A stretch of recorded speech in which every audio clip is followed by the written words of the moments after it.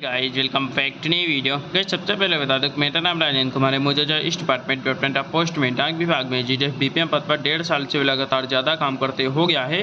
तो जो भी आप लोगों को इन्फॉर्मेशन दूंगा बिल्कुल ऑथेंटिक और सटीक होगी। तो गाइस आज की जो वीडियो है इसमें एक महत्वपूर्ण जानकारी आप सभी लोगों के सामने आई हुई है।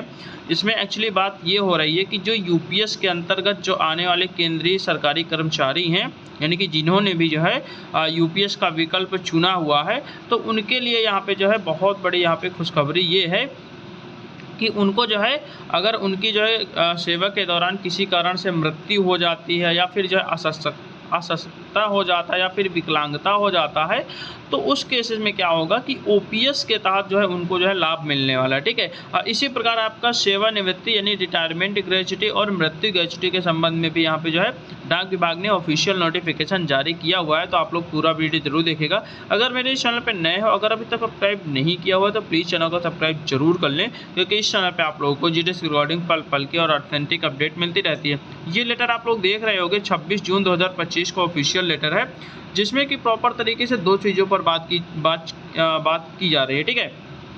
पहला आपका सब्जेक्ट ये है कि option to avail benefit under old pension scheme on the death of the government servant during service and his discharge from the government service on the account of the invalidation और disability for the central government servant covered under unified pension scheme. कहने का मतलब ये है कि ऐसे केंद्रीय सरकारी कर्मचारी जो कि जो है यूपीएस के अंतर्गत आते हैं, तो उनको क्या है कि जो है अगर उनकी जो है सेवा काल के दौरान मृत्यु हो जाती है या फिर जो है वहाँ पे जो है कोई भी मतलब कि उनकी विकलांगता वगैरह हो जाती है, तो उस केस में जो है ओपीएस के तहत यहाँ पे जो है लाभ मिलने की बात की जा रही है। ठीक है। दूसरा पॉइंट ये है, दूसरा नंबर पॉइंट अगर आप लोग देखोगे तो extension of the benefit of the retirement gratuity and the death gratuity to the central government employ covered by the unified pension scheme. यानी कि जो आपके जो भी यूपीएस के तहत आ रहे हैं उनके जो है क्या होगा कि रिटायरमेंट ग्रेच्युटी और डेथ ग्रेच्युटी के संबंध में यहाँ पे सेंट्रल गवर्नमेंट एम्प्लॉय के लिए बातचीत की जा रही है। ठीक है। तो ये प्रॉपर तरीके से दो टॉपिक हैं जिस पे जो है हमारे डाक विभाग ने क्लेरिफिकेशन दिया हुआ है कि इस पर कैसे क्या यहाँ पे लाभ मिलेगा, कैसे क्या नहीं मिलेगा। तो इसी के बारे में हम लोग जो है पूरा जानने वाले हैं। ठीक है। तो आप लोग ये चार से 5 पेज का आई थिंक लेटर आया हुआ है। तो इसमें बताया जा रहा है कि एकीकृत पेंशन योजना के अंतर्गत आने वाले केंद्रीय सरकारी कर्मचारियों के लिए सेवा के दौरान सरकारी कर्मचारियों की मृत्यु या फिर अशक्तता या फिर विकलांगता के कारण सरकारी सेवा से बर्खास्तगी पर पुरानी पेंशन योजना के तहत लाभ प्राप्त करने का विकल्प यहाँ पे रखा गया है। ठीक है। दूसरा पॉइंट जो मैंने बताया कि एकीकृत पेंशन योजना के अंतर्गत आने वाले केंद्र सरकार के कर्मचारियों सेवानिवृत्ति ग्रेच्युटी और मृत्यु ग्रेच्युटी के लाभों के बारे में विस्तार से यहाँ पे जानकारी दी गई है। ठीक है। क्योंकि बहुत सारे कर्मचारियों के मतलब कि ये चीज़ें पता नहीं थी, बहुत सारा कन्फ्यूजन भी था, तो उस पर डाक विभाग ने पूरी तरीके से क्लैरिफिकेशन यहाँ पे दे दिया है। ठीक है। यहाँ पे 18/6 को एक नोटिफिकेशन आया हुआ था जो कि आपका जो है ग्रेच्युटी, सेवानिवृत्ति ग्रेच्युटी और मृत्यु ग्रेच्युटी के संबंध में यहाँ पे विभाग ने बताया हुआ था। 18/6 का नोटिफिकेशन आप लोगों ने देखा भी होगा, यहाँ पे आप लोगों के सामने मैंने लगा भी दिया है। तो यहाँ पे सबसे पहले हम लोग बात कर लेते हैं इसी के बारे में, जो कि आपका जो है यहाँ पे बताया जा रहा है कि एकीकृत पेंशन योजना के अंतर्गत आने वाले केंद्रीय सरकार के कर्मचारियों सेवा के दौरान यहाँ पे मृत्यु या फिर विकलांगता हो जाती है, तो उस केस में क्या होगा, पुरानी पेंशन योजना के तहत यहाँ पे लाभ प्राप्त करने का विकल्प यहाँ पे रखा गया है। ठीक है।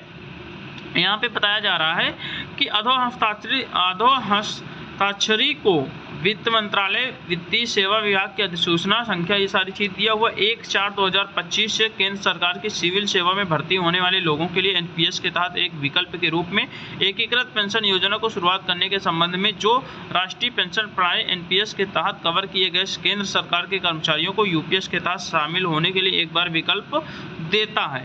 उसके बाद है कि पेंशन और पेंशन भोगियों कल्याण विभाग के एनपीएस के तहत आने वाले केंद्र सरकार के कर्मचारियों की सेवा संबंधित मामलों को विनियमित करने के लिए सीसीएस यानी राष्ट्रीय पेंशन प्रणाली का कार्यान्वयन नियम 2021 को अधिसूचित किया था।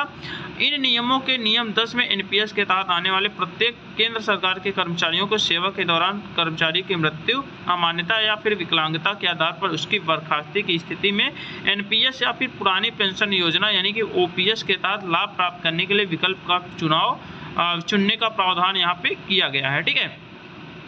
ये सारी चीज़ें आपको दी गई हैं। हालांकि इसमें बहुत सारी चीज़ें दी गई हैं, आप लोग यहाँ पे पढ़ भी सकते हो। इसमें एक फॉर्म भी दिया हुआ है फॉर्म 2 के नाम से। तो अगर जो भी कर्मचारी हैं तो सभी के लिए क्या कहा जा रहा है कि फॉर्म 1 एंड फॉर्म 2 को भर के यहाँ पे सबमिट करना है, ताकि क्या होगा इसमें जो है परिवार की लगभग सारी चीज़ें यहाँ पे जो है मतलब कि एक प्रकार से नॉमिनी के रूप में यहाँ पे रखा जाएगा।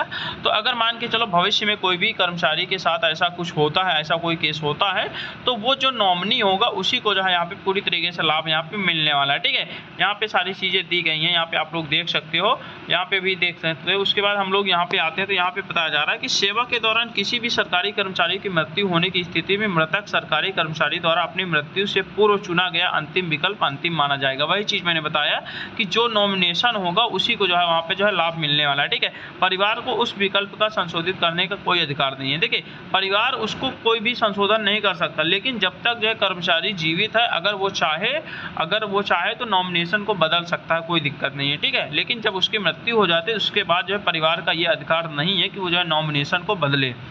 जहां कोई सरकारी कर्मचारी जिसने विकल्प नहीं चुना है 15 वर्ष की सेवा पूरी होने से पहले उसकी मृत्यु हो जाती है, तो उस परिवार को डिफ़ॉल्ट विकल्प के रूप में सीसीएस पेंशन नियम 2021 और सीसीएस असाधारण पेंशन नियम 2023 जैसा कि मामला है के प्रावधानों के अनुसार पारिवारिक पेंशन दी जाएगी। ठीक है, ये आप लोग जो है नियम है, एक जो है 2021 सीसीएस नियम है, एक सीसीएस नियम जो है 2023 है। इसको आप लोग जो है वहाँ पे गूगल वगैरह का लेना, आपको जो है सारी जानकारी मिल जाएगी।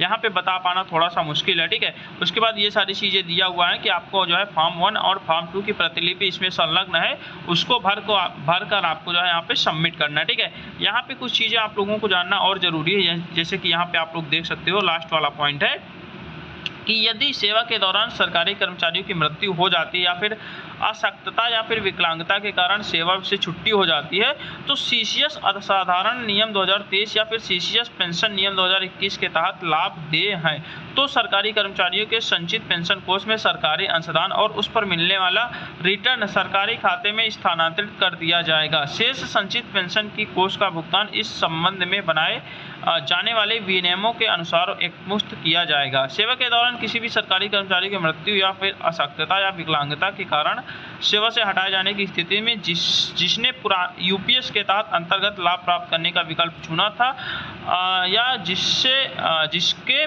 मामले में डिफ़ॉल्ट विकल्प है, तो ऐसे लाभ इस संबंध में बनाए जाने वाले विनियमों के अनुसार यहाँ पे प्रदान किया जाएगा। ठीक है, तो ये आप लोग पूरी तरीके से देख सकते हो, लगभग सारा चीज़ का क्लैरिफिकेशन आ चुका है कि कैसे क्या होना है, ओपीएस का लाभ आपको कैसे मिलेगा। ये उन्हीं लोगों के लिए जो है एनपीएस का लाभ ले रहे थे और उन्होंने जो है यूपीएस का यहाँ पे विकल्प चुन लिया है। ठीक है, तो ये उन्हीं लोगों के लिए प्रॉपर तरीके से। ठीक है, तो ये आप लोग 4-5 पेज का लेटर है, आप लोग देख भी सकते हो। अगर आप लोग कहोगे तो मैं अपने टेलीग्राम पे डाल दूंगा, तो वहाँ पे भी आप लोग जाके वहाँ पे डाउनलोड करके और आसानी से आप लोग इजीली पूरा पढ़ सकते हो। ठीक है, तो आशा करता हूँ वीडियो अच्छी लगी होगी। अगर वीडियो अच्छी लगी तो वीडियो को लाइक करें, कमेंट करें, शेयर करें। अगर मेरे इस चैनल को अभी तक सब्सक्राइब नहीं किया हुआ तो प्लीज़ चैनल को सब्सक्राइब जरूर कर लें। तो चलिए ठीक है, मिलते हैं एक नई वीडियो के साथ, तब तक के लिए बाय बाय, टेक केयर।